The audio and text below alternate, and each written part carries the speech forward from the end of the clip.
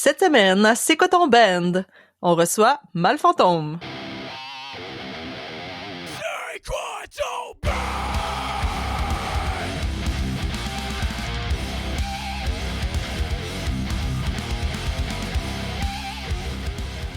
Malfantôme, un band indie rock de Québec. Someone gets you, you're broken to pieces, thousands of pieces. The bond was wrong, torn apart. You've been lied to, right from the start. You're broken to pieces.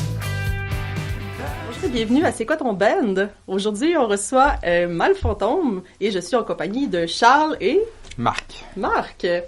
Donc, déjà, un énorme merci d'être là. Merci, au plaisir. Puis là, je suis un peu déçue parce qu'on a eu beaucoup trop de belles conversations avant de commencer à enregistrer, donc... On va en avoir d'autres, on est capable. Oui, ben pas vrai. Donc, vraiment contente de vous recevoir, vous êtes super fin, Merci super beaucoup de nous sympathique. recevoir, c'était gentil. Donc là, c'est sûr, on devrait changer le concept un petit peu du podcast. Donc, tu sais, pour varier les questions un peu, puis les choses comme ça. C'est bon. Donc, on commence un peu avec des petites questions, parler de votre parcours, tu sais, un peu plus actuel, vous êtes qui? Puis après ça, on se promène dans d'autres questions plus générales, mais qui parlent quand même de votre musique, des choses comme ça. C'est bon, parfait. Donc, on va y aller à la pige. Donc, ces petits projets-là, dans le fond... Oh! Là, c'est les plans futurs du groupe. On commencerait. On commence raide. Parce que, tu sais, je sais quand même tantôt qu'on va parler d'albums, on va parler de choses comme ça, mais là, on commence vos plans futurs. Plan futur pour les bandes. Yes. On vient de sortir le 3e album. Yes. C'est sûr qu'on va faire, on va pousser les chansons du 3e album. Pour le lancement, on a fait un spectacle qu'on a filmé au Périscope il y a une semaine. Donc, quand le podcast va sortir, c'était le 7 décembre. Première salle comble pour nous. On a eu la chance d'enregistrer le spectacle et un des buts, c'était de faire en sorte d'ouvrir un peu les yeux à des festivals puis des directeurs de tournée pour pouvoir éventuellement faire d'autres premières parties. On en a déjà fait dans notre vie, mais pas avec ce band-là. Puis on aimerait bien sûr se produire à des festivals, Festival été bien sûr de Québec est un rêve depuis longtemps.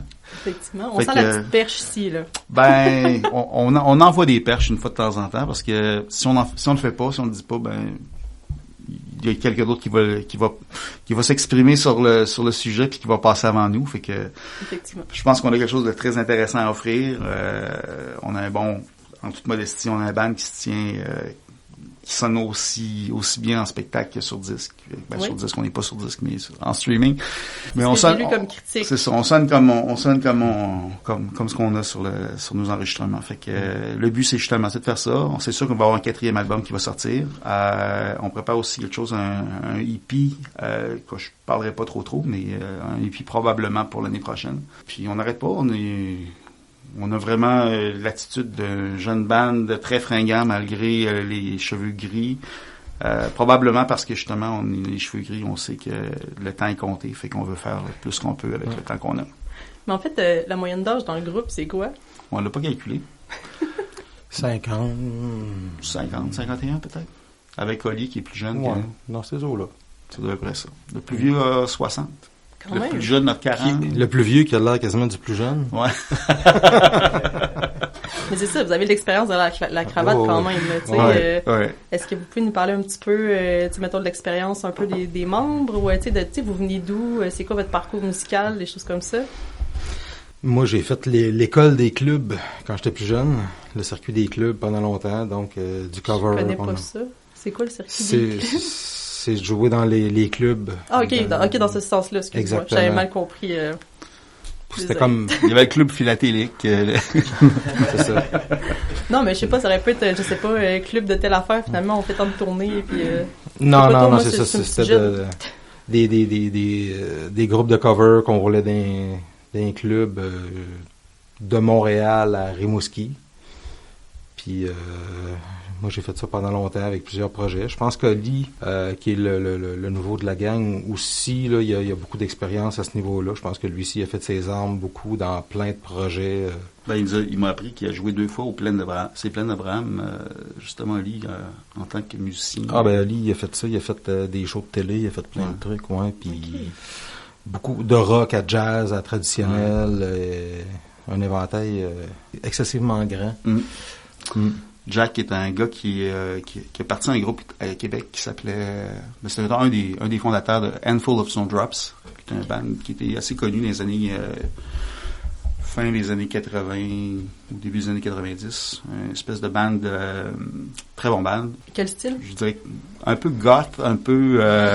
Underground. Il y avait un côté électro aussi qui était assez fort dans ce qu'il faisait. Lui, il a pas fait le premier album, il est parti justement que leur premier album sorte. Je pense qu'ils ont 3 albums, eux autres, jusqu'à maintenant.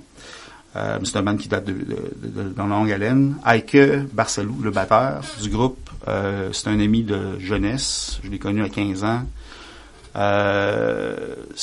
Heike joue avec Paquet Band. C'est le seul musicien, 100% musicien du band. Il a son studio, il reste à Gaspé, et c'est ce qu'il fait pour la vie. Puis pour moi, j'ai commencé assez jeune. J'ai fait un 45 tours quand j'avais 15 ans. Okay. J'ai été indépendant de ma façon de voir les choses. Fait que, à 15 ans, j'ai fait un 45 tours avec mon band à l'époque. On avait fait, j'étais au collège de Lévis. Ça avait bien fonctionné. On a fait quelques premières parties à ce moment-là. On a eu plusieurs concours. J'ai joué en première partie de Chris Isaac. J'ai fait la première partie de paquet de bandes canadiens aussi à cette époque-là. Puis, je dirais que quand j'ai eu 21 ans, 22 ans, j'ai arrêté de faire de la musique dans un band pour me concentrer sur mes études, parce que je me disais que j'allais toujours pouvoir composer des tunes. Fait que... Puis t'as étudié dans quel domaine? J'ai étudié en marketing, puis en communication. J'ai fait une maîtrise en com, puis un bac en marketing. Puis c'est ça, ce qui m'intéressait, moi, c'est toujours de composer des chansons. Fait que j'ai une meilleure band avec qui aide pour ça. C'est toi qui composes les chansons. Je compose pas tout. Toutes nos chansons, pratiquement toutes, viennent de jam que je fais avec Jack. On a une façon très particulière de composer de la musique. C'est très rigoureux. On a une méthode, vraiment, dans le sens que il y a une idée qui sort avec plusieurs parties à l'intérieur d'une demi-heure, puis si c'est pas fait en une demi-heure, on passe à autre chose. Puis, pour vrai? Oh oui, on sort peut-être, là ça fait quand même quelques temps qu'on a fait ça, mais en général, on peut sortir de 6 à 10 idées de tunes par soir. Mais vous êtes très productif. C'est pas tout qui est bon, là, c'est sûr. Ce qu'on fait, c'est qu'on les réécoute par la suite, on s'échange, puis après ça, on se dit, écoute, ça c'est intéressant, cette partie-là est moins bonne. Puis, des fois, on a un Marc qui va nous dire « Hey, les gars, ça, c'est intéressant. » Puis, des choses qu'on n'aurait pas vues du tout. Un exemple, là, sur notre dernier album, une pièce qui s'appelle « Broken to Pieces », qui est une des pièces, je pense, qui marche le mieux, que les gens apprécient le plus, puis c'était même pas sur notre radar. Là. C'est Marc, à un moment donné, qui a dit « Hey, les gars, faites de quoi avec ça? » Puis le pire, c'est que nos idées sont instrumentales, fait que, d'habitude, la façon de composer une chanson, en tout cas, moi, comme j'ai toujours fait, a toujours été de commencer avec une mélodie, faire des paroles, puis après ça, sortir les accords qui vont avec. Okay. Façon de faire avec Malfantôme, c'est très différent. Ce qu'on fait, c'est qu'on sort des idées, des structures de chansons. Puis après ça, une fois qu'on les fait évoluer, c'est là qu'on va rajouter la voix. Fait que c'est très, très, très difficile pour quelqu'un qui va faire des lignes de voix, parce que justement, t'arrives avec quelque chose qui est déjà préétabli. C'est un peu à l'envers. Mais ça fait des beaux accidents. Puis c'est la façon dont on fonctionne dans le band. On fonctionne vraiment, on provoque des accidents. On provoque des choses qui font en sorte que, OK, on sait à peu près, on connaît le carré de sable, mais on sait que si on brasse ça avec ça ensemble, ça va peut-être faire quelque chose de fun. Mais je trouve que c'est une belle façon de le dire. Hein. Tu sais, on provoque des accidents, mais des beaux accidents. Oui, c'est ça. Comme avec les collaborations, les collaborateurs qu'on a eus, ça provoque ça aussi. Parce qu'on tire des perches, mais on ne sait jamais ce qui va revenir. Fait que des fois, ça nous amène ailleurs qu'on n'a pas nécessairement vu venir. Tu sais. Mais là, en plus, vous parlez de collaborateurs, puis je pense que justement, un de vos projets, on parle de collaboration. Est-ce que vous voulez nous en parler un peu, ou on garde ça encore un peu dans le secret afin de sortir ça plus tard? Que je parlerais de façon safe pour le côté collaboration, c'est ce qu'on a fait pour le 3e album. Dans le sens qu'on a invité plein d'artistes qu'on appréciait, qui nous ont fait triper tout, en tant que mélomane, parce qu'avant de faire de la musique, on est des gars qui aiment de la musique, on écoute de la musique. C'est la base. Il y a plusieurs recherches qui disent que la musique qu'on écoute pendant qu'on est adolescent, c'est souvent la musique qui va rester avec nous le reste de notre vie. Les 5 membres de ce band-là écoutent de la musique comme si on avait encore 15, 16 ans, 17 ans. Puis on découvre encore des trucs, puis on aime encore ça. Fait que je pense que ça joue beaucoup dans notre façon dans notre son. On essaie d'être, d'être accurate ou d'être, Non, mais on comprend. Vous comprenez ce que je veux dire? On essaie d'être de notre temps, mais pas renier d'où est-ce qu'on vient non plus. Là, en fait, je trouve que, dans votre son, ça me fait beaucoup penser, parce que je suis quand même un peu plus jeune que vous, ça me fait penser à de la musique dans le temps de mes parents. C'est-à-dire, j'ai 35 ans, juste pour qu'on se gage. Donc, mettons peut-être plus 80, 90, mais en même temps, plus actuel, un mélange de, on dirait, j'ai déjà entendu ça plus jeune, ce style de musique-là, ou cette voix-là, sans que ce soit clair non plus. C'est subtil. Donc, on sent les influences un peu... c'est un super beau compliment, ce que tu nous dis. Ça l'est. Merci, c'est vraiment gentil. Je dirais qu'on n'est pas un band qui a essayé de se dire on veut se donner telle sonorité. C'est arrivé comme ça. Mais vous avez trouvé votre son. On a trouvé notre son. Oui. Je pense surtout à partir du 2e album. Le premier album qu'on a fait, on l'a fait avec... on n'avait pas de batteur. On voulait vraiment faire quelque chose de différent. On avait un DJ qui faisait les grilles. OK. C'était intéressant. Je pense qu'on a fait des tunes intéressantes avec lui. Sauf que c'est pas la même dynamique que d'avoir un vrai batteur, ça c'est sûr.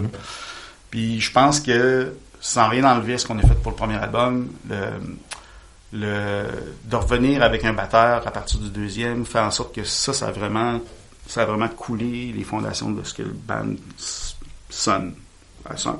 C'est ça. Je pense que c'est vraiment c'est ça qui a soudé pas mal la chose, là. Fait que le côté très rythmique, le côté qu'on peut retrouver dans nos influences peut-être un peu plus vieilles, on essaye justement d'avoir d'autres choses qui vont amener d'autres trucs sans le faire consciemment. Ça arrive comme ça.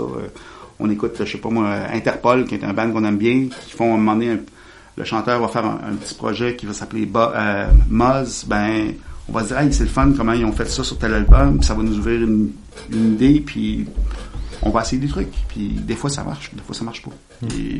Mais moi je suis curieuse, parce que en tant que tel, j'adore la musique, mais j'ai tellement de la misère à m'imaginer comment, mettons, moi je ferais une tune de A à Z.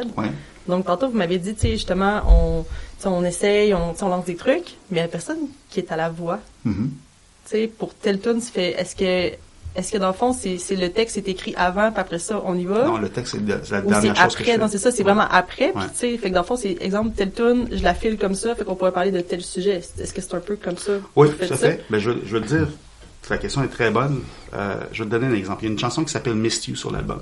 Okay. La tune en question, Jack disait, Charles, il faut absolument qu'il y ait une fille qui chante sur cette tune-là. Je dis, OK, ça marche. Mais pour moi, l'idée d'avoir une fille qui vient chanter dans une de nos chansons, alors qu'on n'a pas de fille dans notre band, ça peut pas être juste une choriste qui arrive comme ça, venir chanter. Faut qu'elle prenne la place. Faut qu'elle prenne une place, puis faut qu'elle ait un rôle à jouer dans la chanson. Alors, dans cette pièce-là, ce que j'ai fait quand c'était le temps de faire les paroles, puis ce que j'ai fait justement à la fin, je me suis organisé de faire un texte qui était une histoire entre deux amoureux qui se revoient après une rupture de 12 ans, par hasard. Okay. Et je me suis dit, comment je pourrais imaginer inclure une fille là-dedans pour faire en sorte que ça soit une chanson qui va se tenir avec le concept de l'album qu'on voulait se faire. L'idée, c'est l'homme puis la femme qui se parlent, qui se disent la même chose, mais de deux points de vue différents pendant qu'ils chantent, parce que les deux chantent en même temps. Puis voilà, c'est le reste, c'est à l'auditeur de s'imaginer ce que ça veut dire. Effectivement, justement, tantôt, avant qu'on enregistre, on se parlait de plein d'affaires. Vous parliez du concept de votre album, qui est Love Hotel. Donc, si on voit la pochette aussi, mettons, insérons image ici. Ben, tu sais, pour vrai, on comprend un peu le principe que c'est un peu... Ouais. C'est ça, tu sais, on comprend le principe, mais je te laisse... Ben écoute, Love Hotel au départ, qu'est-ce que expliquer c'est? tout ça. C'est un terme qui est utilisé pour ce qu'on appelle les hôtels de passe. OK? Donc, si on vient de Québec, C'est un hôtel à l'heure, tu sais. boulevard Amel, boulevard Sainte-Anne, Ouais, là, on les connaît. on les connaît. On les a déjà vus. On les a déjà vus. Je suis pas sûr qu'on les a visités. Mais en tout cas, moi, personnellement, non, mais, On souhaite peut-être pas non plus. mais ça existe. Ouais. Ça existe partout à travers le monde. Ouais.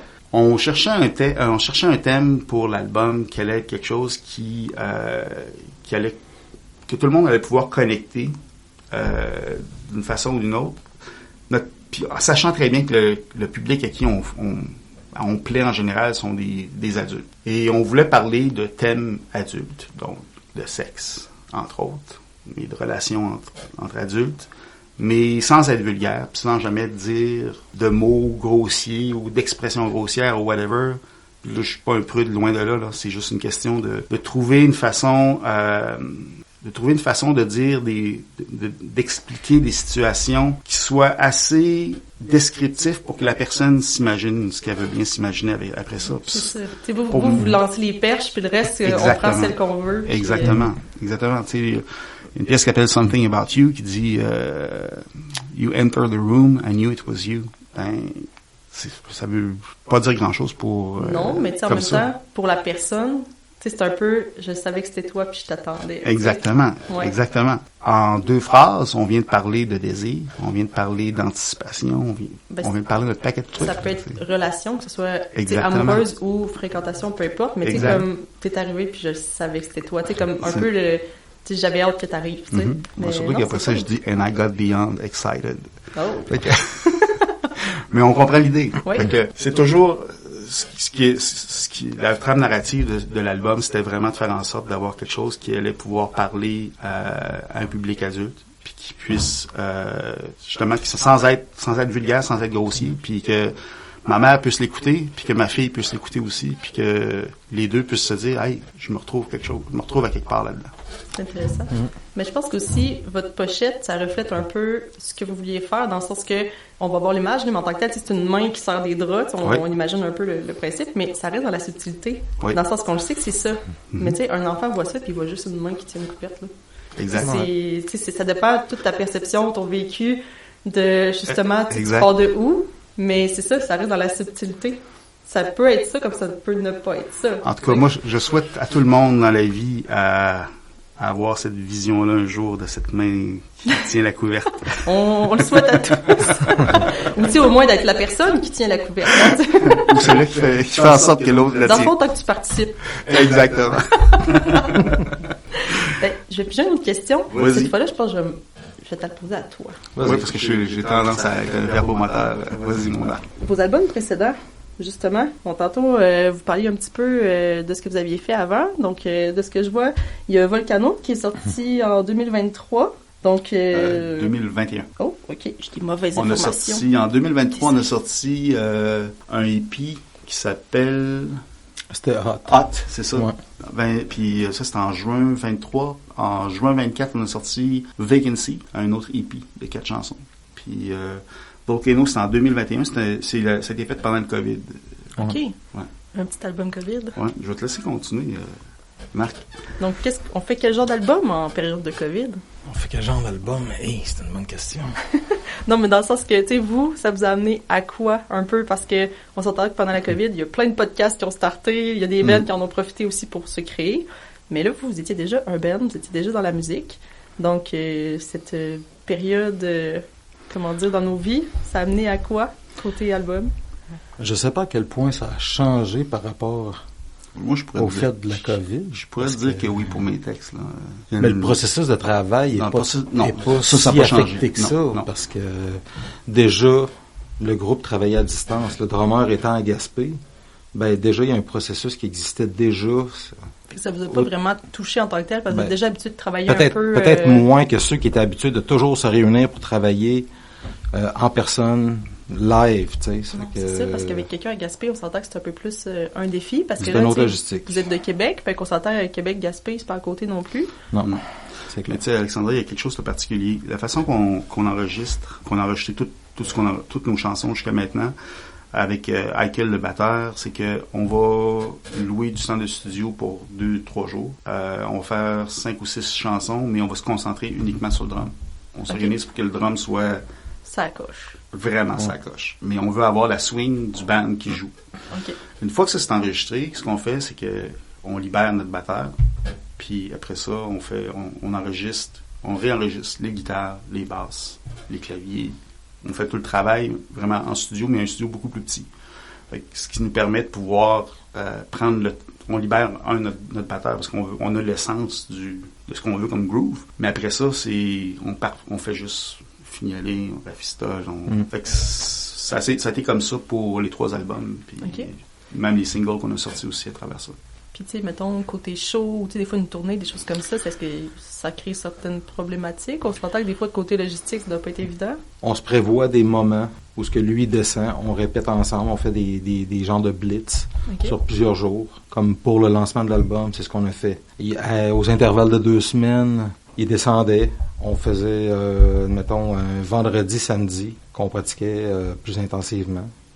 Il redescendait 2 semaines plus tard, on se reprenait comme ça. Ça fait que faut maximiser, je pense, le temps qu'on a ensemble. Puis faut que lui soit quand même très disponible nécessairement, parce que un coup qu'on a fini la pratique le samedi, moi je me retourne chez nous à Charlebourg, là, mais lui, il y a une petite raid à faire de plus. Il y a de la raid à faire, ça fait que. Mais il est conscient de ça, puis il deal avec ça, puis lui, il le fait. C'est comme normal pour lui de le faire, dans le sens qu'il sait que ça vient avec le fait d'être loin, mais d'avoir un groupe à Québec.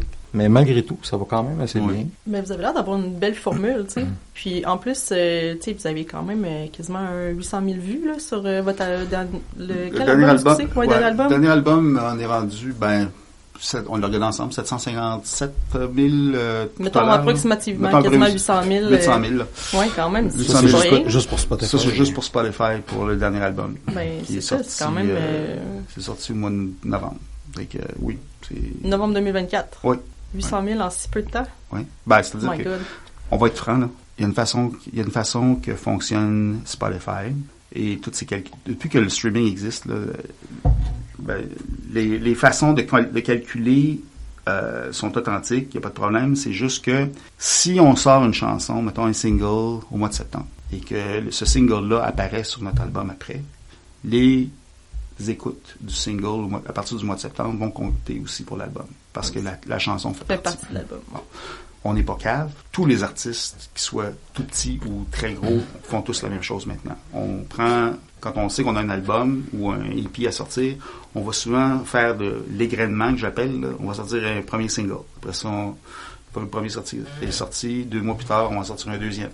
On tease un petit peu. Là. Exactement. On va étirer la sauce parce qu'on sait très bien que le temps d'attention des gens, en général, est très bref. De proposer 4 tunes ou 11 tunes d'un coup, on sait déjà, on l'a vu avec le premier album.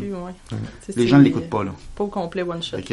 Ce qu'on fait, c'est qu'on met beaucoup d'emphase sur chacune des sorties. Puis quand on sort l'album, on se garde des chansons qui sont pas sorties, bien sûr, pour garder la surprise. Mais c'est un espèce d'équilibre comme ça qui nous permet de travailler, puis qui nous donne finalement des bons chiffres quand c'est le temps aussi de sortir. Là. Mais c'est le truc. Puis notre deuxième album est rendu à 2 millions d'écoutes. OK, crème. Good job, les gars. C'est ça. Mais curieusement, c'est pas ici. Les gens ne nous écoutent pas ici majoritairement. Oui, parce que ça, avec Spotify, on peut se promener, on peut voir quand même, c'est où qu'on est écouté. Là. C'est surprenant de voir ça. Ça, je voulais savoir, dans le fond, dans le rap, le rap Spotify, justement, c'était où exactement? Parce que des fois, ça peut être en Asie, ça peut être en Europe. C'était quoi votre portrait environ des gens qui vous aimaient? États-Unis en premier, Angleterre en deuxième, Canada anglais. Après ça. Ouais, je comprends. Mais c'est ça, parce qu'il y a vraiment une ambiance, parce que moi, je suis un très gros fan de New Wave, puis puis il y a beaucoup, c'est ça, comme elle a dit, c'était très actuel, mais avec une touche, c'est ça, nostalgique un peu, que j'aimais beaucoup. Donc, c'est sûr, certains Américains, aussi en Angleterre, c'est quand même ça. Mais c'est ça, d'ailleurs, j'ai une question, puis là, je sais pas si on change un peu. Mais vos influences, d'antan, justement, moi, j'entends beaucoup, mettons, du New Wave, qu'est-ce qui est de Cure. Est-ce que c'était justement ça, vos influences, ou c'est juste pas nécessairement directement New Wave, ou peut-être que vous aimez pas son nom. Non. Ton observation est excellente. Je vais parler des autres membres en premier. Jack est un gars qui a adoré Joy Division puis New Order. Okay. The Cure aussi. Ike est un gars qui a aimé The Cure beaucoup. Je l'agace des fois parce qu'il a déjà eu un album de Duran Duran. Mais j'en ai eu plus que lui. J'en ai eu plus que lui. J'étais un plus grand fan de Duran Duran que lui, même si je suis pas un fan de Duran Duran. Mais c'est ça. Il y a une horizon musicale assez large. Même chose pour Olivier. Olivier, ouais. Toi, Marc? Moi, je suis très rock à la base. Mais beaucoup de classic rock, tu sais, moi ça va de Rush à Pink Floyd jusqu'à Queensryche, jusqu'à, tu sais, j'écoute plein de trucs, mais à la base c'était beaucoup ça du Van Halen, du Queen, des trucs comme ça. Olivier, beaucoup là-dedans aussi, mais beaucoup de Tears for Fears, Peter Gabriel, Coldplay. Puis moi de mon côté, je te dirais que j'ai beaucoup aimé, j'ai pas aimé beaucoup de Joy Division. Pour moi, c'est pas un band, c'est pas qu'ils sont pas bons, c'est juste que je trouvais, je suis un mélodiste. J'aime les mélodies dans la vie. Pour moi, c'est pas un band qui était très mélodique, qui m'a pas, j'ai beaucoup plus aimé ce que New Order a fait avec pratiquement le même band. Je suis un grand fan des Cure. Très, très grand fan des Cure. Mais tu sais, toutes les bands de ces années-là, les Psychedelic Furs, Cure. J'étais un grand fan d'un band qui s'appelait Prefab Sprout, que peu de gens connaissent, mais que moi j'adorais. Mais encore une fois, tu sais, je pense qu'on est assez large comme très diversifié. Tu sais, Burt Bacharach, là, pour moi là, c'est the king des kings. Mais en fait, ça devance peut-être un peu une question, parce qu'on a quand même une question un peu typique à c'est quoi ton band. On demande tout le temps un peu, admettons là, t'as un show, tu peux jouer avec là, n'importe quel artiste, mort, vivant, peu importe, avec qui et où, puis mettons c'est quoi ton concept, tu sais, dans le sens que c'est quoi le show de tes rêves que tu dis, mettons tout est possible, on le fait avec telle personne, à telle place, puis il y a telle affaire, c'est quoi? On pourrait prendre 1 heure pour lister un genre de fantasme. Moi je suis en faire un facile. Vas-y. On joue au Madison Square Garden, en première partie, de Spoon et de Interpol. Tain-toi. Ça serait super. Mais ça arrivera pas, là, mais... On sait jamais. Ça serait vraiment super. C'est des groupes vivants encore. Ouais, ben je voulais avoir des bandes qui vivent encore. Là. Admettons, toi, quelqu'un de décédé, mettons. Guy Nadon. Il est pas encore mort. Non. Oh. Désolé, monsieur Nadon. Ben, écoute, le combo que tu proposes est excellent, là. Mais, tu sais, j'ai beaucoup d'idoles admettons, de guitaristes, que je parle de Eddie Van Halen ou d'autres musiciens. Probablement que je jouerais pas là, je voudrais juste être le petit oiseau qui est à côté puis voir le show. Qu'il voit puis qu'il vit. Je voudrais probablement même pas me mêler de ça serait trop hot, tu sais. Mais on s'entend aussi, par exemple, tu sais, le show là, de Queen, là, Camisole Blanche, je me rappelle zéro du nom, mais tu sais, exemple... C'est au Live Aid. Ouais, ce genre de show-là, pas nécessairement être sur le stage, mais juste être dans la foule, puis vivre le moment. Puis savoir que ce moment-là, c'est comme un show important. Là, ça marque le temps. C'est the show, puis tu fais, je l'ai vu, mon checklist est fait. Là. Ouais. Ou de participer à un show comme ça, mais autant de grands artistes, mais ça revient un petit peu à ta proposition. Ben là, c'est vrai que je pouvais pas juste avoir un band avec nous autres, fallait en avoir au moins 2, là. Non, mais c'est excellent. Puis, moi, j'ai une question côté, parce que là, vous avez de l'âge, de l'expérience, pardon, sur la cravate. On a l'âge aussi. Tu nous parlais un peu avant le micro, justement, tu sais, que t'avais travaillé dans le fond avec Nirvana, peu importe. Quel show dans ta vie que vous avez vu, que vous étiez vraiment comme un enfant, là? C'était comme, tu sais, is the show, là, tu sais, vous capotiez, là, puis là, c'était l'éventail est long, ça peut être autant en 90 que plus 80, tu sais, vous avez au moins ce bagage-là de pas... j'ai vu des bands la première fois en 2005. OK, il y a des bands le fun en 2005, mais pas autant, mettons, qu'en 80 ou 90. Est-ce que vous avez un souvenir d'un show précis qui vous reste encore en tête aujourd'hui? Tu sais, que vous ayez 15 ans ou 40 ou peu importe, là, juste le show que vous avez fait, juste wow, ça, c'est quelque chose. Moi, il y en a plein, mais il y en a un rapidement qui me vient. C'est le dernier qu'on a vu. On est allé voir Johnny Marr puis James à Montréal, que c'est un gros wow dans mon cas. Okay. Il y en a plein, là, tu sais, c'était de voir ZZ Top ou autant que j'ai vu Rammstein puis qu'ils m'ont jeté à terre que je m'attendais pas à ça. Mais je repense au show qu'on a vu il y a pas si longtemps. C'était tellement excellent. Est-ce que c'était C'était au Metropolis. Metropolis, ok. Ouais. Cool. M pour Télus, tu vois, tu vis dans le passé. M pour Télus. Voilà. Non, moi aussi, c'est encore le Metropolis. Je Ouais. encore dans le cœur, ouais. C'est ça. Fait que moi, j'ai avec ça. Je te dirais que j'ai eu la chance de voir Prince live quand j'étais plus jeune. J'avais acheté un billet, puis j'aimais pas Prince. Mais je savais que ça allait être un bon show. Okay. J'ai vécu 1 an à Londres, puis c'était en 90, puis le moment où j'étais là-bas, il était je pense qu'il faisait 7 ou 8 soirs au Wembley Arena. Pas le stadium, qui est l'aréna à côté. Puis, écoute, les billets, ça coûtait 200 quelque chose. C'était beaucoup d'argent en 90. Là. Surtout pour un show que le Canadien ou pound, parce que là, pound... l'équivalent canadien, c'était okay, même coûté 90 pounds. Okay. Mais j'avais été voir le show tout seul. Puis honnêtement, là, j'avais la mâchoire à terre. J'ai rarement vu une performance aussi hot que ça. Puis je vais te surprendre aussi sur un show que j'ai adoré, qui est pas pantoute dans ce que j'aime. J'y allais pour voir... j'allais pour ma fille, puis ma blonde. J'ai vu Bruno Mars live. Et honnêtement, là, j'aimerais ça. Être un petit oiseau qui joue pour un show, là, la guitare qui fait gling, gling, gling en arrière, j'ai aucun problème. Ils sont trop hot. Ils sont juste trop hot. C'est un mix de Michael Jackson, de Prince, c'est du groove, c'est James Brown, c'est hallucinant ce qu'ils donnent comme show. Mm-hmm. Mais je comprends que ça n'a aucun rapport avec ce qu'on fait comme musique. Là. Non, mais pas obligé d'avoir rapport. Des fois, on veut juste savoir, vous, qu'est-ce que vous aimez. Là. Mais ça m'a vraiment... Tu sais, est-ce que j'écoute Bruno Mars? Non.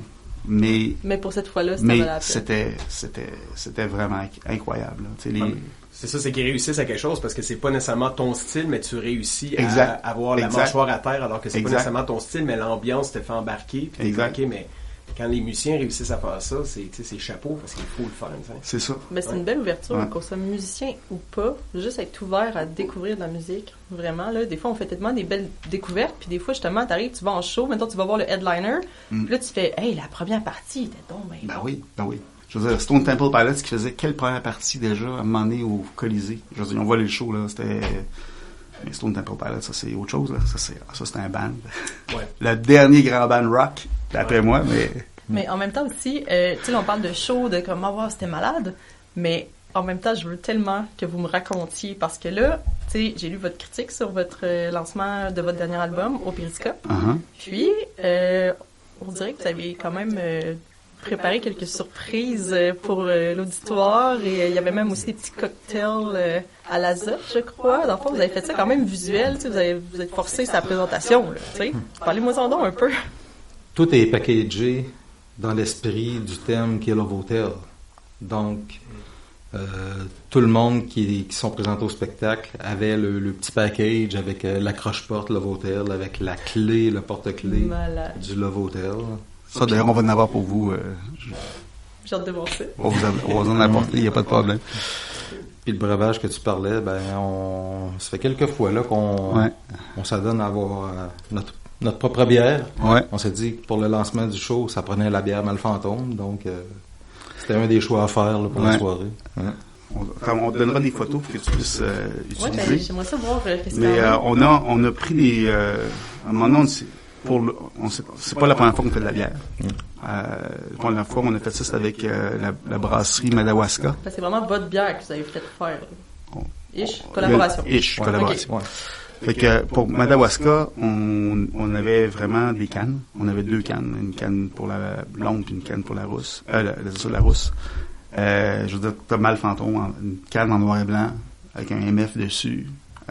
Puis l'autre, c'était avec c'était une photo du groupe. Ça, je la trouvais un peu dérangeante, là, prendre une bière avec ma face dessus. C'était un peu... J'avais un petit peu plus de difficulté, mais elle était très bonne. Puis pour l'affût, ce qu'on avait fait, c'est qu'on avait acheté, on a fait venir des manches de guitare de la Chine. OK. Puis les manches de Strad, Fender Stratocaster, ben pas des vrais là, mais on les a coupées à peu près à 4e, 5e fret. On a enlevé le truss rod à l'intérieur. On a mis une espèce de petite chose pour qu'il puisse être adapté, pour que quand on fait les fûts, c'est un manche de guitare. Puis là, il y a une peinturée Malfantôme aux couleurs de Malfantôme, bien sûr, noir et blanc. Ça paraît quasiment pas que vous êtes en marketing puis en ça communication. Paraît pas. Non, ça paraît pas. Mais tu vois, ça, c'est quelque chose qui est super important pour nous. Je pense qu'on est un band qui a aimé énormément la musique, puis on a aimé énormément triper sur des bands dans notre vie. L'idée qu'on a toujours eu, Jack et moi, dès le départ, puis après ça, les autres sont venus se greffer à nous, c'est de faire notre band préférée. Vraiment, là, c'est bien dur à dire, mais c'est vraiment ça. Quand on a fait nos petits porte-clés de motel, je veux dire, on tripait, on avait 12 ans. Là. On était comme, hey, c'est vraiment les vrais, même porte-clés qu'on avait quand on était jeune, puis qu'on allait en vacances, mettons, à Old Orchard, ben, c'était les vrais. Puis là, on voulait les avoir noirs, on voulait un mâle fantôme dessus. On s'est dit, hey, ça, c'est le fun, parce que les gens qui nous aiment, puis les premiers qui vont venir nous voir, ben, ils vont pouvoir en avoir, ils vont les garder dans leur poche, on va rester proche d'eux. Toutes les bandes font des t-shirts, ben, oui, ok, ça marche, mais nous, on peut faire d'autres choses. On peut faire, en plus des t-shirts, on peut faire des porte-clés, on peut faire des stickers, on peut faire ci, on peut faire ça. On essaie vraiment de penser comme, c'est quoi le band qu'on a, qu'est-ce qu'ils nous ont fait triper, qu'est-ce que les bands qu'on a aimés nous ont fait triper, qu'est-ce qu'ils ont fait pour nous faire triper, puis qu'est-ce qu'on peut faire, nous, puis on tripe en même temps, fait que... On a l'avantage dans le groupe d'avoir toutes les ressources pour le faire nous autres mêmes, puis le gérer, puis contrôler aussi ce qu'on fait. Vraiment. Ouais, tout est vraiment fait à l'interne chez nous. Ouais. C'est, les vidéos, les t-shirts, les porte-clés, tout est fait in-house. C'est parfait, ça. Mais, tu sais, pour vrai, malheureusement, je n'ai pas eu la chance d'y aller, mais j'aurais tellement aimé. Tu pourras une fois. Mais non, mais une prochaine fois, c'est sûr. Mais, tu sais, au lancement, j'ai pas pu être là, malheureusement. Mais, tu sais, juste à y aller, juste dire, mettons, tous les petits concepts, des affaires comme ça, moi, j'aurais été typiquement votre public pour faire, OK, cette band-là, il y a quelque chose. Dans le sens que faire un lancement avec tous les petits thèmes, tous les petits détails, je trouve ça juste fou parce que ça fait juste un tout. Tu sais, il y a la musique, il y a vous autres, il y a le concept, tu sais, il y a le côté vraiment un peu scénique, là, dans le sens que, tu sais, c'est l'ensemble. Puis ça, je trouve ça beau, je trouve ça merveilleux. Puis les bands, les groupes, les artistes qui font ça, je trouve ça chapeau. Ben, merci. Là. Je veux juste te raconter rapidement. Marc c'est vraiment lui qui fait tout le travail de montage pour nos vidéos. Puis le début du spectacle, quand les gens étaient assis, bien sûr, mais avant qu'on entre sur scène, c'est une vidéo où on voit une femme de chambre entrer dans une chambre d'hôtel, puis refaire la chambre. Et puis, pour nous, c'était super important d'avoir quelque chose pour, hey, on met le monde dans le coup, là, à partir du début. Ça a super bien fonctionné. À la fin, toutes les chansons qu'on a jouées avaient une vidéo, parce qu'on a une vidéo pour chacune de nos chansons, fait que la vidéo fonctionnait timé avec la chanson qu'on jouait. Puis à l'arrière, c'est-à-dire à la fin complètement, on avait un générique comme un générique de film où on remerciait les gens qui ont participé, qu'on donnait les crédits aux gens qui ont devait donner crédit. Mais pour nous, c'était important de faire en sorte que l'expérience, à partir du moment où les gens mettaient le pied au théâtre Périscope, jusqu'à temps qu'ils partent, que ça soit une expérience mâle fantôme, puis qu'ils vraiment, qu'ils sortent de là, qu'ils se disent wow, ok, j'ai passé une soirée comme j'aurais passé au Grand Théâtre ou n'importe où ailleurs. Pour nous, c'est pas parce qu'on est un band indépendant qu'on va couper les coins ronds. On se dit, on veut jouer au même niveau que tout le monde, ben on va se rouler les manches, puis on va faire le travail qu'il faut faire pour se rendre. That's it. Puis en plus, si je me rappelle bien, le théâtre Périscope, il me semble que la scène est quand même basse. C'est vraiment accepté. On est vraiment, limite, on peut vous toucher quand vous jouez. Dans ce que, c'est très une proximité de fun là, quand même. Oui. Fait que je pense qu'avec tout ça, ça doit être vraiment quelque chose. Honnêtement, Alexandra, je te le dirais, s'il y a une chose qui m'a vraiment fait plaisir après, parce qu'on a rencontré les gens après le spectacle, puis une chose qui revenait tout le temps, c'est le côté très intime, proximité, même si c'était un show sold out à 200 personnes, c'est pas énorme 200, mais c'est quand même très bien. C'est quand même très bien. Ouais. Ils m'ont quand même payé, tout le monde a payé $35 pour, fait que j'imagine que ça valait la... c'est ça. Fait que pour faire une histoire courte, c'est ça, les gens nous disaient beaucoup qu'ils sentaient cette espèce de camaraderie dans le band, puis cette espèce de... Pis, honnêtement, c'est pas fake, on est vraiment comme ça, là, on a vraiment du fun ensemble. On a vraiment énormément de fun. Ah ouais. Puis j'aime bien quand ils m'agacent aussi, puis qu'ils me disent des niaiseries. On s'agace mutuellement. Une chance. C'est important. Ben oui. Mais on dirait qu'il y a une belle cohésion dans votre groupe, justement. Oui. C'est vraiment le fun. Ben, tantôt, tu disais, il y en a un que tu connais depuis que tu as 15 ans. Okay, un peu, les autres sont greffés comment? Dans le sens que la formation, à un moment donné, vous êtes arrivés. Okay. Voici notre groupe. C'est quoi qui s'est passé? Quand je suis né à Québec, mais j'ai pas toujours vécu à Québec. Puis quand je suis revenu à Québec, il y a une vingtaine d'années, je commençais à regarder pour me retrouver un autre band avec qui je pouvais jouer. Puis à un moment donné, par pur hasard, je croise un gars que je connaissais qui s'appelait Michel Mercier, qui était le batteur de Handful of Snowdrops. Il me dit « Hey Charles, fais-tu encore de la musique? » Je lui disais que je cherchais un band, puis il me dit je jamme une fois de temps en temps. Puis il m'a invité à venir jammer à un moment donné chez un gars qui s'appelait Jack, qui était Jack de Varenne, le fameux Jack avec qui est le bassiste de notre band. Puis je suis arrivé là avec 2 guitares, sachant absolument pas à quoi m'attendre. Ça allait dans tous les sens. J'étais là 3-4 fois, puis à un moment donné, on a commencé à composer des tunes ensemble. Finalement, il est seulement resté Jack et moi, puis on a parti Mal Fantôme avec ça. Et voilà, c'est pas... Non, mais c'est le fun. J'aimerais tout le temps savoir un peu comment les groupes sont formés. Tu sais, ça reste les questions classiques, mais c'est le fun. Non, mais tout à fait. Puis, une autre question classique. Mm-hmm. Le nom de votre band. Parce que là, c'est Mal Fantôme. Mais tu sais, Mal Fantôme, c'est un peu... je sais pas, mettons, tu perds un bras, ben t'as comme un peu une espèce de sentiment qui est encore là. C'est un peu dans cette optique-là. Tout à fait. Mal Fantôme, on a utilisé le terme en anglais parce en français, parce qu'en anglais, ça veut pas dire la même chose. En anglais, on dit Phantom Limb. Donc, c'est un membre fantôme. Okay.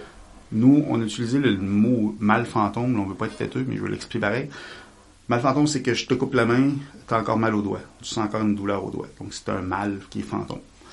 Et on aimait bien l'idée que on pouvait approprier cette idée-là, cette image-là à d'autres choses. Donc, je peux peut-être avoir perdu quelqu'un qui est très cher pour moi, qui n'est pas nécessairement mort, qui n'est plus là avec moi. Puis j'ai un mal fantôme, peut-être. Ouais. Je pense que ça peut s'appliquer à plusieurs situations. Fait qu'on aimait bien le terme, puis on se disait, d'un point de vue poétique, on est capable d'extrapoler vers d'autres choses. Puis on aimait bien le côté intangible aussi de la patente. Juste avant Mal Fantôme, j'avais fait un EP avec Jack et ce fameux Michel-là, avec un band qui s'appelait 21 Grams. Et ça n'avait pas rapport, les 21 grammes n'avaient pas rapport avec la drogue, mais bel et bien avec le poids de l'âme. Parce qu'il y a un bonhomme à un moment donné qui s'appelait McDougall, qui a décidé qu'il voulait faire des recherches pour calculer le poids de l'âme. Puis il avait pensé que c'était 21 grammes, le poids de l'âme. C'était une supercherie. La méthodologie de calcul. Pardon? Je suis curieuse de sa méthodologie de calcul. Il attendait que les gens meurent. Ouais. Il était sur une balance, puis il regardait s'il y avait une différence de poids. C'était un peu dark. C'était très dark. Ouais, hein? Mais on aimait l'idée de ça aussi encore, parce que le poids de l'âme, c'est encore une fois dans l'intangible. Fait que, je te dirais, il y a une continuation avec Mal Fantôme. Ouais. On aime bien ce côté-là. C'est pas nécessairement le côté mystique, parce qu'on n'est pas on n'est pas là-dedans, on n'est pas dans la magie noire, quoi que ce soit, mais c'est plutôt dans le côté très, c'est ça, je pense que c'est dans le côté subtil de ce que vous voulez amener. Exactement. Dans le sens que c'est là, mais en même temps, c'est pas nécessairement tangible, clairement. C'est ça. Fait que, on aimait bien cette idée-là. Très cool. C'est qui a sorti l'idée? Moi. Toi? J'avais le nom du band, honnêtement, ça fait des années. OK. Dans les années 90, je voulais avoir un band en français qui s'appelait Mal Fantôme. OK. Puis, ouais, mais j'ai composé des tunes en français dans ma vie seulement quand j'ai vécu à Toronto. J'ai vécu 7 ans à Toronto. Puis, pendant cette période-là, fouille-moi pourquoi, j'entendais plus de musique en français. Puis, j'ai composé près d'une centaine de chansons en français. T'avais comme besoin de te reconnecter un peu. Puis, quand je suis revenu ici, c'était hors de question que je fasse des tunes en français. Dans ma tête, c'était comme, j'ai toujours écouté de la musique en anglais. Fait que j'ai continué à composer des textes en anglais à partir de ce moment-là. Et c'est un peu particulier. Là. Je dois avoir un dérangement mental quelque.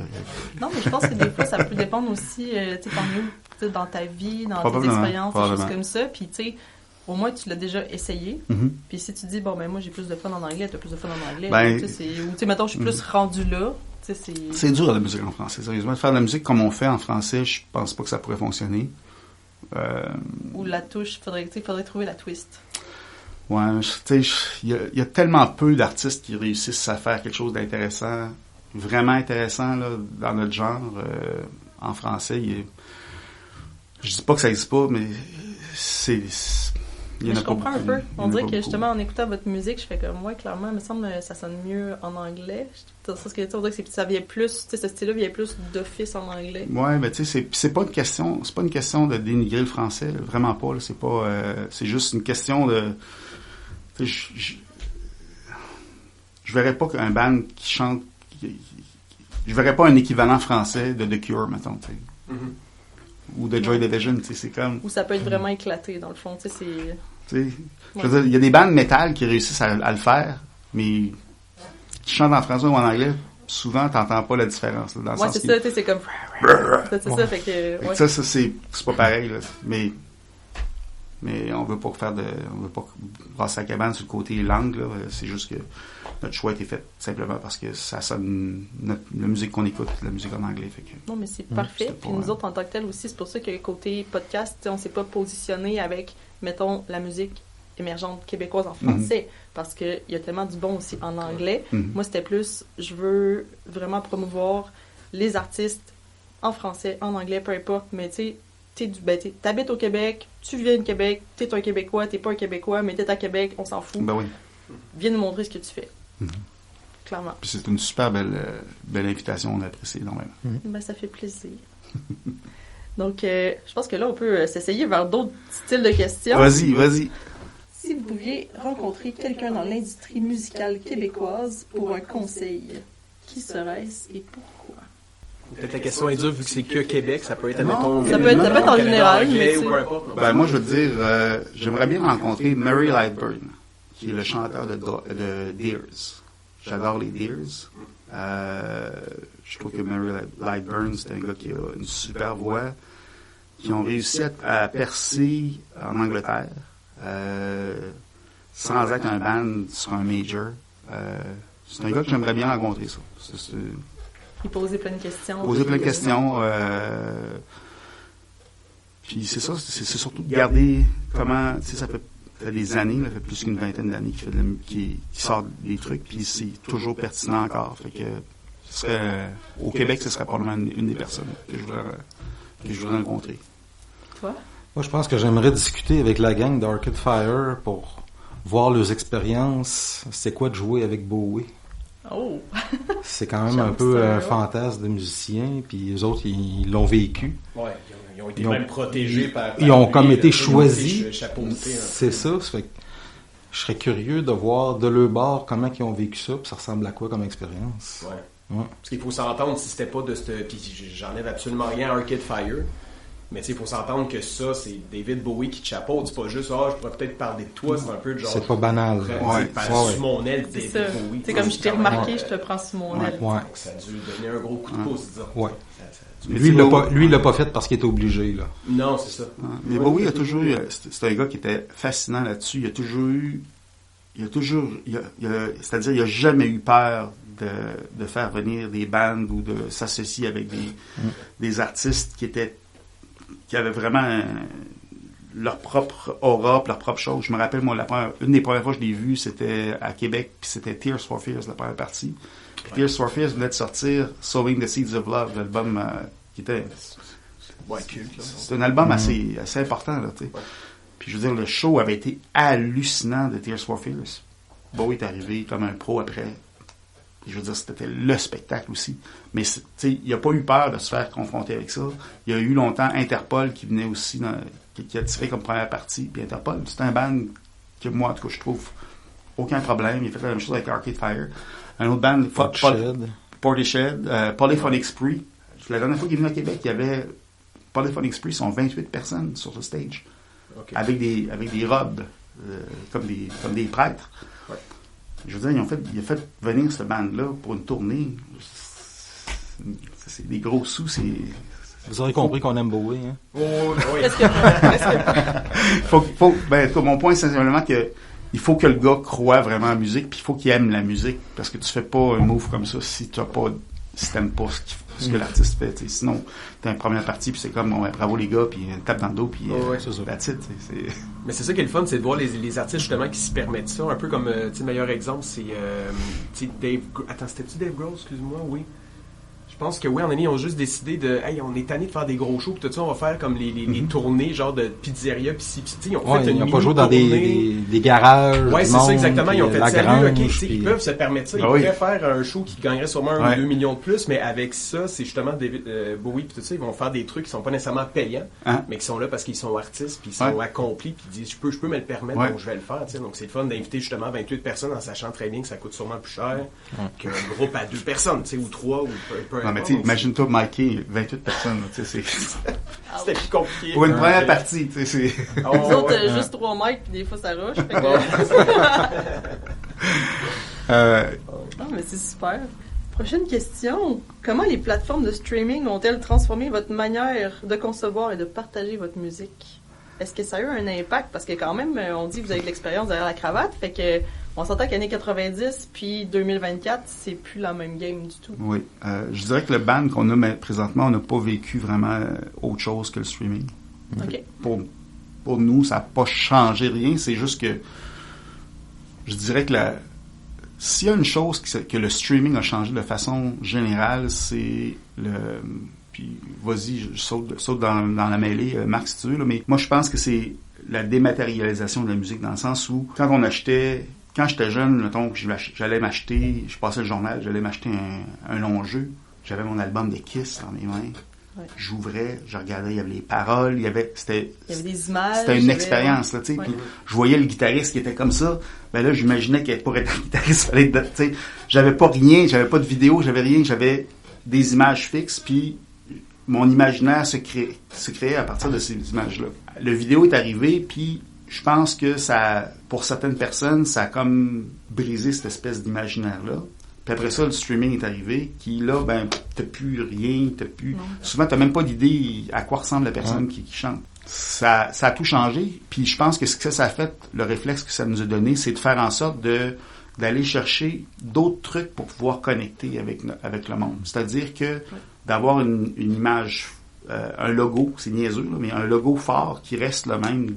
On change pas le logo à toutes les tunes. Ben, c'est important pour qu'on vous reconnaisse. Exactement. T'sais, pour nous, c'est comme la tache. C'est une tache mal fantôme, c'est noir et blanc, c'est comme ça. Il y a bien du monde qui ne comprennent pas les formes, mais c'est MF que ça veut dire. Merci. Merci. Mais tu vois, pour nous, ça fait partie de mettre beaucoup d'emphase là-dessus. Mettre beaucoup d'emphase sur avoir des vidéos qui sont tous traitées de la même façon, tout le temps en noir et blanc, pour que les gens, quand ils voient quelque chose, disent « OK, ça, c'est mal fantôme. » C'est ça, exactement. Qu'on reconnaisse dans on a notre facture graphique. Ouais. Fait que je dirais que si le streaming a fait une chose, c'est que ça nous a poussé à nous poser des questions sur comment on peut interagir avec les gens qui nous écoutent, puis comment on peut bâtir ce lien-là. Comment on peut créer ce lien-là d'une autre façon que uniquement par, mettons, un Spotify. Parce que la journée que Spotify disparaît, ben... Ciao, bye. Ciao, bye, c'est ça. Fait on essaye de trouver des façons de créer des liens. Mais pour la musique en streaming, il n'y a rien de plus formidable que la portée que ça nous donne. De voir les stats, de voir qu'il y a des gens qui t'écoutent en Italie, en Grèce, dans tous les pays du monde. C'est quoi les autres façons qu'on aurait de faire ça, d'avoir cette portée-là mondialement sans les plateformes de streaming? C'est quand même beaucoup d'ouvrages là, d'être diffusés, d'être écoutés partout comme ça, mais c'est autrement plus facile, plus à la portée de tout le monde qui fait de la musique. Ça n'a jamais été aussi facile de sortir de la musique et écouter partout. Exactement. Quand un band d'Angleterre, il fallait que quelqu'un arrive au Canada puis qu'il laisse au record label pour que les gens l'écoutent ou dans les discothèques. Puis ce programme-là il n'existe plus. C'est ça qui est... C'est plus payant, mais il y a un côté que du jour au lendemain, il y a des gens d'Indonésie qui peuvent t'entendre là. C'est ça, exactement. Mais je pense qu'il y a des côtés positifs puis négatifs, dans le sens que, tu sais, le côté plus négatif, c'est qu'on perd justement l'expérience d'avoir le côté physique, puis les petites tunes cachées. Pour vrai, ça, c'était le fun. Puis, non, mais je trouve ça cool d'arriver, l'album que tu fais, il y a une tune cachée, mettons, sur tel album, ok, parfait. Puis tu te ramasses à la fin, t'attends, mettons, 20 secondes, puis tu l'as, ça, c'était cool. Donc, on est assez vieux pour avoir connu ça. Mais, mettons, moi, plus jeune, c'était vraiment d'aller voir, ok, Korn a sorti l'album, parfait. La première affaire, c'était même pas j'écoutais l'album, c'est que j'allais voir la pochette et remerciements. Puis, il a remercié telle bande, il a remercié telle bande. C'est con, mais c'est mon premier truc que je faisais avec le CD, c'était ça. Puis, je me souviens encore de telle bande, quelle telle bande. Puis, ok, c'est bon, tu sais, maintenant. Comme tu as dit, sur Spotify, c'est plus écrit merci, on aimerait remercier telle bande avec qui on a touré, puis tout ça, puis là, il n'y a plus ça. C'était peut-être plus rituel un peu, dans le sens que, il y a ça, je vais lire ça, après ça, il y a la tune, je vais aller voir les paroles.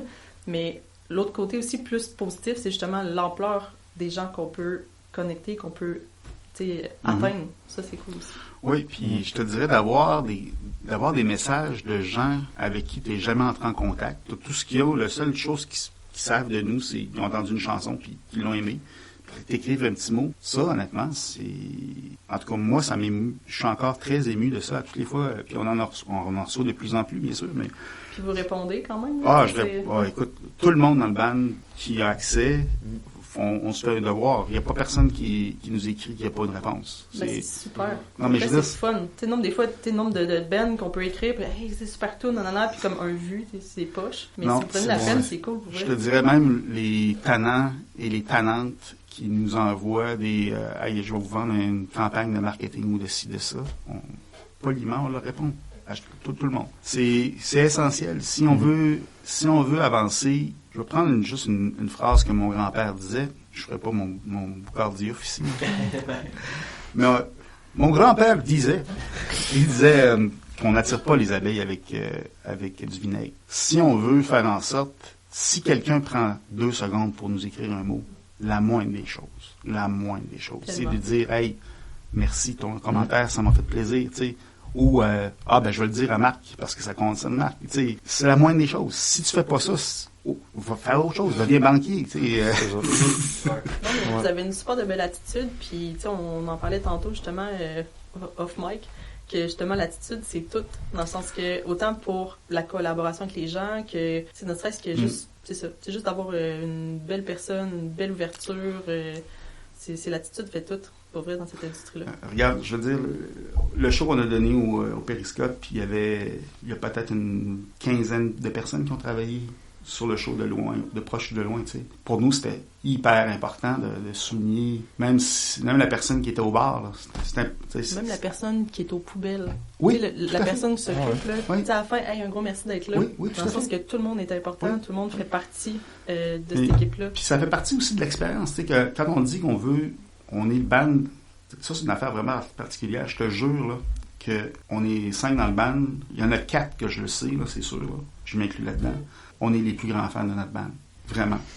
Moi, honnêtement, quand je joue on joue nos tunes, souvent, j'ai l'impression d'être dans un cover band de mon band préféré. C'est vraiment le feeling.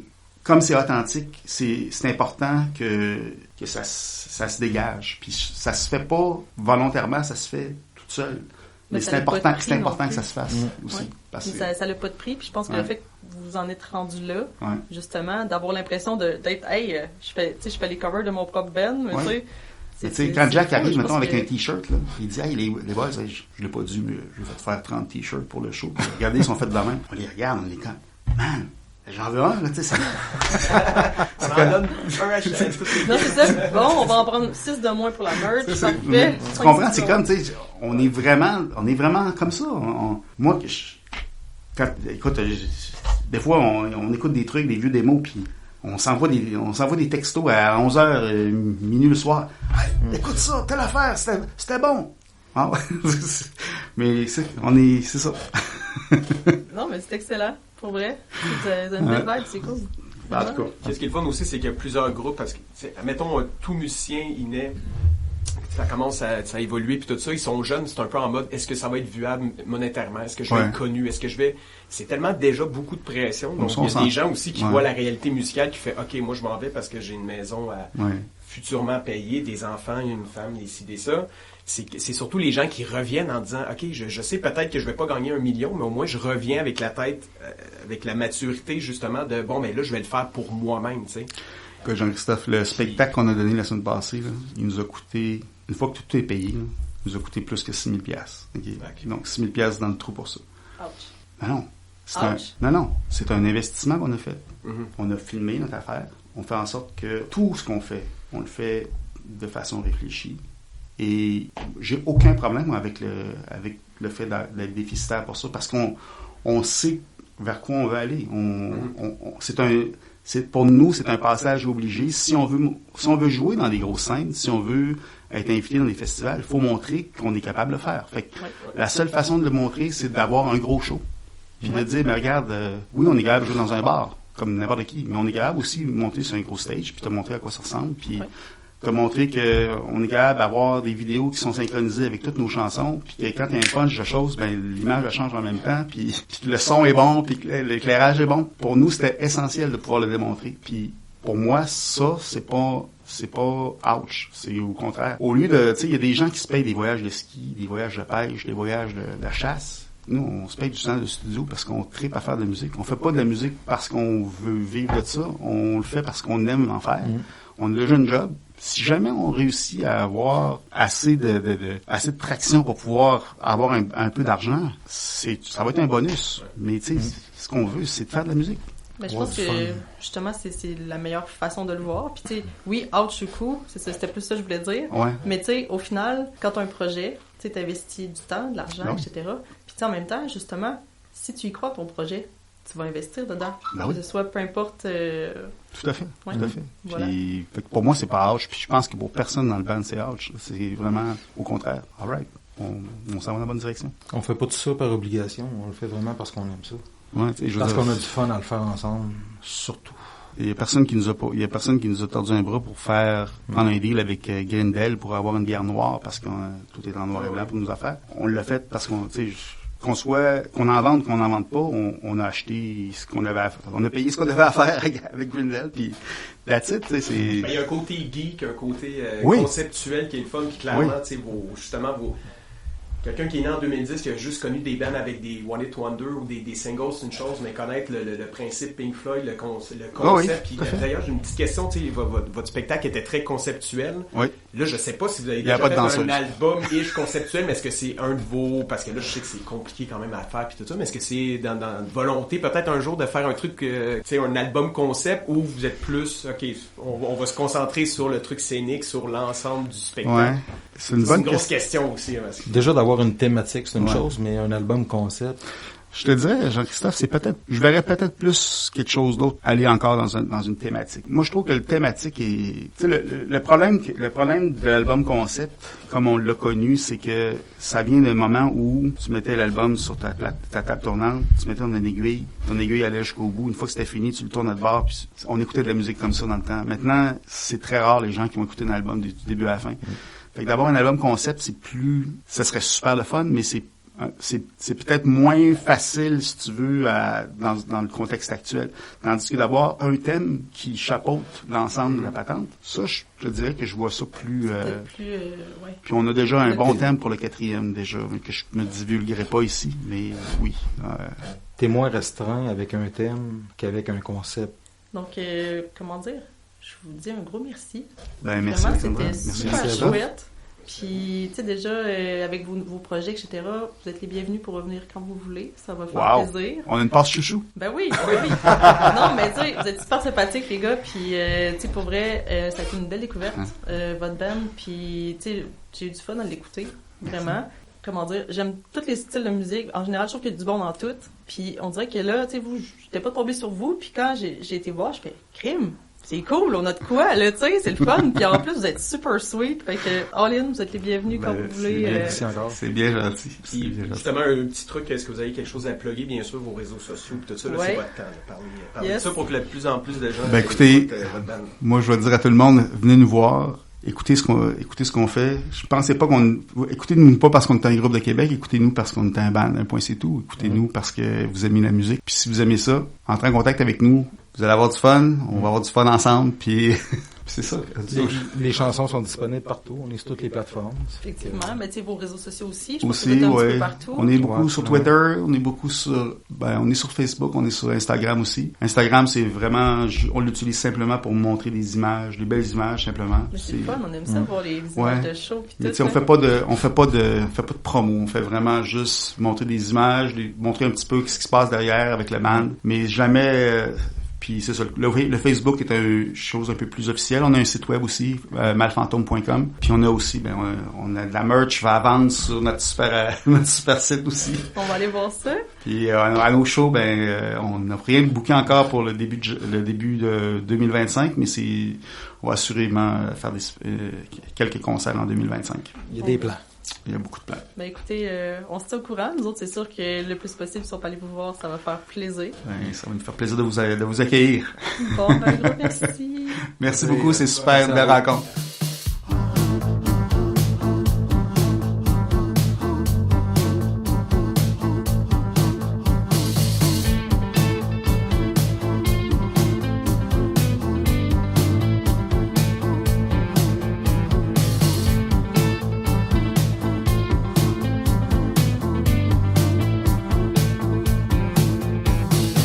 She's taking you out of your bowl, down to the ground.